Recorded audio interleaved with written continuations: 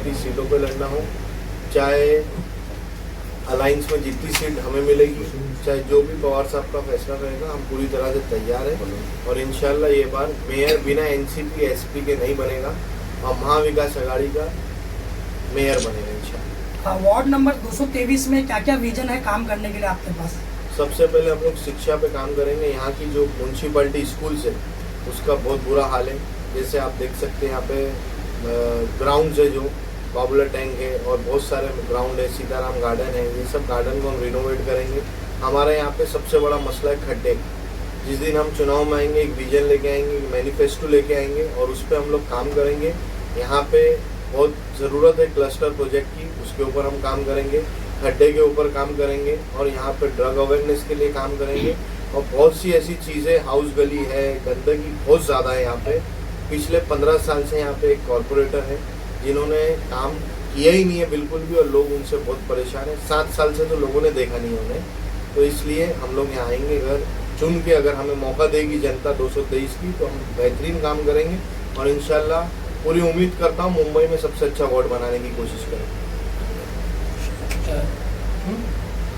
काशिफ भाई, आप सबसे पहली बात तो आपको तो पार्टी लेवल में ही आपकी एक एनजीओ भी चलती है, तो एनजीओ के माध्यम से बीच में हाल ही में आपने कुछ कार्य किया था जिसके वजह से जैसे बच्चों लोगों के लिए काफ़ी कार्य किया था, उसके बारे में आप क्या जानकारी देना चाहते हैं? हम लोग उसके माध्यम से हर वीकली हम लोग फूड डिस्ट्रीब्यूशन करते हैं और जैसे कि कुछ मुद्दे होते हैं जो एनजीओ के नाम पे हमें करना रहते हैं, जैसे कि हमारे इस्लाम के ऊपर हो, चाहे वो गणपति के ऊपर हो या किसी भी चीज़ के लिए हो, युवा को मोटिवेट करना हमारा लक्ष्य है। और हम लोग युवाओं को कैसे मदद कर सकते हैं, किस तौर पे मदद कर सकते हैं, उस पर हम लोग काम करते हैं एनजीओ के माध्यम से। इससे पहले एक बार महाराष्ट्र में भी काफ़ी बाढ़ आई थी कुछ साल पहले, तो आप लोगों ने रिलीफ फंड भेजा था, तो अभी ये पंजाब में जो आई उसके लिए आप लोगों ने कोई कदम उठाया? हम लोग का डिस्कशन चालू है हमारी टीम से। कैसा है कि पंजाब यहाँ से काफ़ी दूर है, 26 घंटे का रास्ता, यहाँ से ट्रक लोड करके लेके जाने में और वहाँ से आगे डिस्ट्रीब्यूट करने में हम लोग का भी प्लानिंग चल रही है कि पंजाब के शाही इमाम को हम लोग सारी चीज़ें जाके दे दें और वो अपने लेवल पे डिस्ट्रीब्यूट कर दें। और काफ़ी लोग पंजाब की मदद कर रहे हैं। राज सवाल हमने जो पहले किया था वो महाराष्ट्र के अंदर था, पास में था, माड़ के अंदर, रायगढ़ के अंदर बाढ़ आई थी, तो हम लोग ने बहुत चीज़ें डिस्ट्रीब्यूट करी थी। तो अगली बार जो उसमें तो आप नवाब मलिक के साथ में थे, उन्होंने आपका पूरी ट्रैक को पास किया था, हरी झंडी दिखाया था, तो अब की जो आप लीव भेजेंगे तो किसके थ्रू भेजेंगे? ऐसा है कि नवाब भाई थे, बिल्कुल हमारे नेता थे वो और मुंबई के एक अच्छे नेता हैं। ये है कि चीटिंग से हमारी चोरी कह लो आप, कि हमारा चुनाव छीनने के बाद और जो भी कार्य हुए हैं उसके बाद अब हम जितेंद्र रावत साहब के थ्रू देंगे। अभी आप कह रहे हैं कि बीएमसी में अलायंस हो या ना हो, हम पूरी तरह से तैयार हैं, लेकिन इस बार का इलेक्शन थोड़ा अलग है क्योंकि इस वक्त एनसीपी में 2 गुट हैं, अजित पवार गुट, शरद पवार गुट। अब अजित पवार साहब को लोग सेक्युलर कहते हैं, लेकिन कुछ लोग बोलते हैं कि वो बीजेपी वाले हो गए।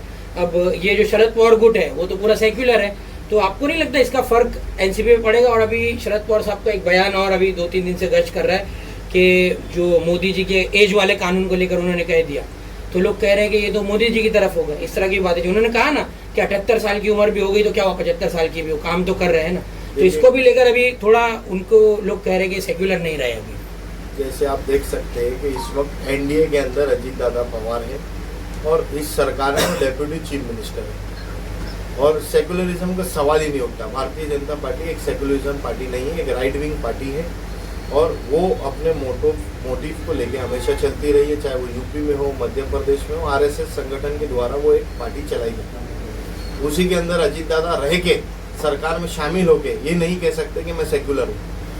आप सिर्फ इस्लाम के लिए बोलना, अगर आप सेकुलर है तो इस महाराष्ट्र स्टेट के आप डेप्यूटी चीफ मिनिस्टर है, बोलिए ना आपको नाटे को, नीतीश राणे को, कि आप ये बयान बंद करें, आप मुसलमानों को दाढ़ी पकड़ के मारेंगे, ये कोई बयान है? तो ये सेकुलरिज्म तब कहाँ चला जाता है अजीत दादा का? और राज सवाल आपने 75 साल की बात करी, पवार साहब का स्टेटमेंट ऐसा नहीं था कि हम मोदी के साथ चले गए हैं, हम लोग बीजेपी एनडीए की गवर्नमेंट में हैं, हम उनके साथ, हम हमारी लड़ाई जारी रखें, कोर्ट में भी हमारी लड़ाई जारी है और ज़मीन पे ग्रास रूट के ऊपर भी हमारी लड़ाई चालू है।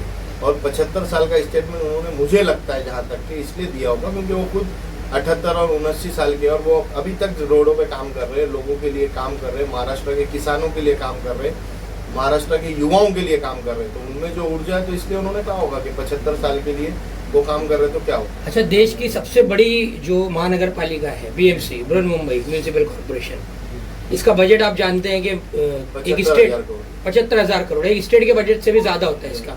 उस पर भाजपा की नजर है और यहाँ की जो लोकल पार्टीज है, एनसीपी, शिवसेना, फिर कह लीजिए कांग्रेस, जो यहाँ की इलाकाई पार्टियां है महाराष्ट्र की, अब उनको तो उन्होंने पूरी तरह से एकदम तोड़ दिया। तो उनका मकसद यही है कि वो किसी तरह से इस बीएमसी पे वो कब्जा कर ले, बृहन्मुंबई पे। तो आपको लगता है कि ये जो सारे जो टुकड़े हो गए हैं, उसका असर आपको ये बीएमसी इलेक्शन में देखने को मिलेगा, बीजेपी बाजी मार लेगी? तो क्या बीजेपी कामयाब हो पाएगी? मैं आपको सीधा बताता हूँ, भारतीय जनता पार्टी का मुंबई के अंदर जीरो पब्लिक में मोटिव है और जीरो पब्लिक रिलेशन है। उसकी वजह यह है कि महाराष्ट्र के अंदर आज आप देखेंगे जोगेश्वरी गोरेगांव के अंदर कुछ सोसाइटीज है, यहाँ पे महाराष्ट्रन दूध वाला भी दूध लेने नहीं आ सकता। यहाँ पे महाराष्ट्रन मराठी होने की वजह से अखबार देने नहीं, मछली नहीं खा सकते। हाँ बिल्कुल, अरे बहुत सी ऐसी चीजें हैं, क्योंकि आप महाराष्ट्र में मराठी जो हमारे लोग हैं वो बिल्कुल सेकुलरिज्म पे फॉलो करते हैं और सेकुलर पार्टी से। तो मराठी और गुजराती की ये लड़ाई है मुंबई के अंदर। अगर आपने बीजेपी को वोट दिया, जैसे उन्होंने कहा, अमित साटम का कुछ दिन पहले स्टेटमेंट आया कि खान को मेयर बनाना है तो आप उसको महाविकास आघाड़ी, वैसी मैं आपको कहूंगा कि गुजराती को अगर मेयर बनाना है तो आप भारतीय जनता पार्टी को वोट दें, नहीं तो आप महाविकास आघाड़ी की सरकार बनाएं। महाराष्ट्र में मराठी ही मेयर होना चाहिए, ये हमारा लक्ष्य है। मैं नीतीश राणे की आप बात कर रहे थे, तो वो तो जगह जगह आप देख रहे हैं कि मराठियों में भी ये जहर अब फैल रहा है। बिल्कुल, क्योंकि उत्तर प्रदेश से कुछ लोग आते हैं नफरती लोग, और वो यहाँ के उत्तर भारतीयों का नाम भी खराब करते हैं नफरत फैलाकर। तो मुंबई में इसको कैसे रोकेंगे?